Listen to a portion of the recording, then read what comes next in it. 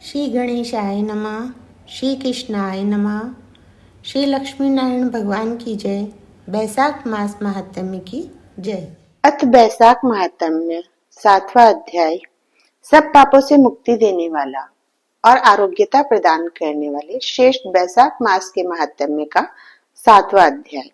श्री नारद जी बोले, मिथिलापुरी का धर्मात्मा राजा इस अद्भुत चरित्र को देख हाथ जोड़ सुखपूर्वक बैठे हुए ब्राह्मण से कहने लगा, हे महात्मन, मैंने यह बड़ा अद्भुत तथा आश्चर्यमय चरित्र देखा, जिनके धर्म के प्रताप से इक्ष्वाकु वंशीय राजा की मोक्ष हो गई। इस धर्म को विस्तार से कृपा कर मुझे सुनाइए। राजा के प्रश्न को सुनकर महात्मा शुद्धदेव राजा की प्रशंसा करते हुए बोले, धन्य है हे सौम्य, शुभ भागवत धर्मों का वर्णन मैं तेरे आगे करता हूँ। इसको जान लेने से प्राणी सांसारिक जन्मादि बंधनों से छूट जाता है।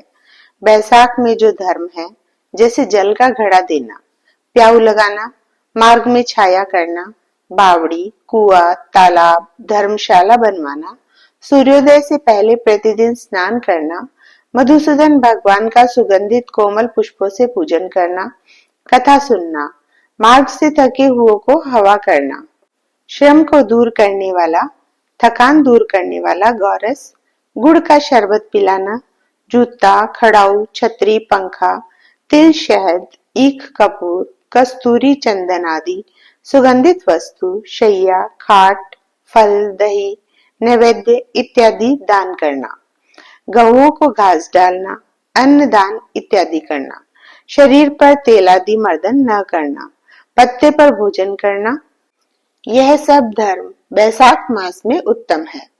स्त्रियों को माधव भगवान का पूजन फूलों से करना चाहिए। ऐसा न करने से पुत्र, आयु तथा पति सुख प्राप्त नहीं होते हैं।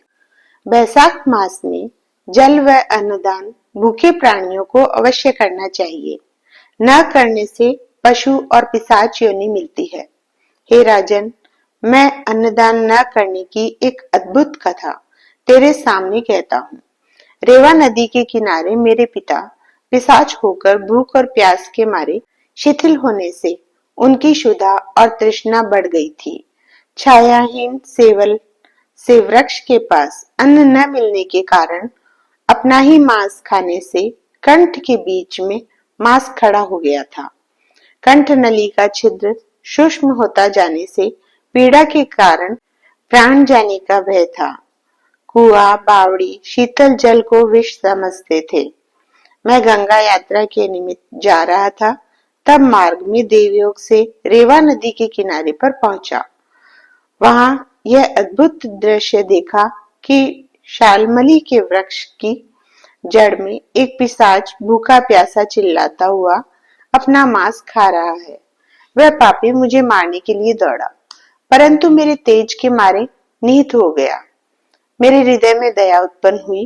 तब मैंने उससे कहा, डर मत, तू कौन है, जल्दी बता, तुझे कष्ट से अभी छुड़ा दूंगा। मेरे ऐसा कहने पर अपना पुत्र मुझे न जान कहने लगा कि पहले मैं आनर्त देश में भूव्राख्य नगर में जन्मा था। मेरा नाम मैत्र था और संस्कृति गोत्र में उत्पन्न हुआ था। तप, दान, विद्या और यज्ञादि में मेरी बड़ी निष्ठा थी।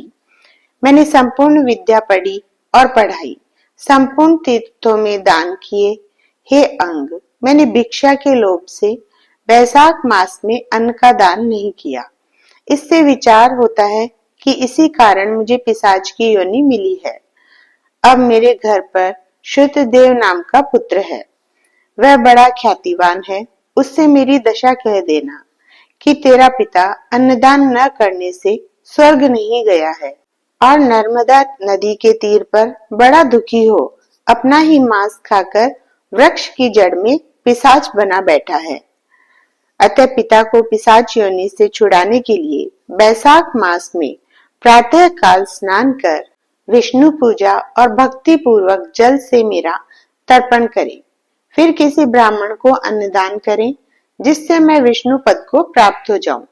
यदि तुम मुझ पर दया करोगे तो तुम्हारा कल्याण होगा। अपने पिता की ऐसी बात सुनकर दुख के मारे उनके पांवों पर बहुत देर तक लकड़ी की भांति पड़ा रहा और अपनी निंदा कर नेत्रों में आंसू भर कहने लगा कि हे पिता, तुम्हारा पुत्र मैं ही हूँ। देवयोग से यहाँ आ गया हूँ। अब तुम्हारे बतलाए अनुसार यात्रा करके शीघ्र घर जा मेष की संक्रांति में विष्णु भगवान निमित्त अन्न अर्पण करूंगा। पिता की आज्ञा अनुसार मैंने तीर्थ यात्रा कर घर आ बैसाख के महीने में अन्नदान किया। तब मेरे पिता पिशाच योनि से मुक्त हो विमान पर चढ़ मुझे आशीष दे विष्णु लोक को गए, जहां से फिर लौटकर नहीं आए। इसलिए अन्नदान सब शास्त्रों में बड़ा धर्म का है। हे राजन, यह सब धर्मों का सारभूत है। जो मैंने कह दिया, अब और किस बात को सुनने की तेरी इच्छा है सो पूछ, मैं तुझसे सत्य कहूंगा।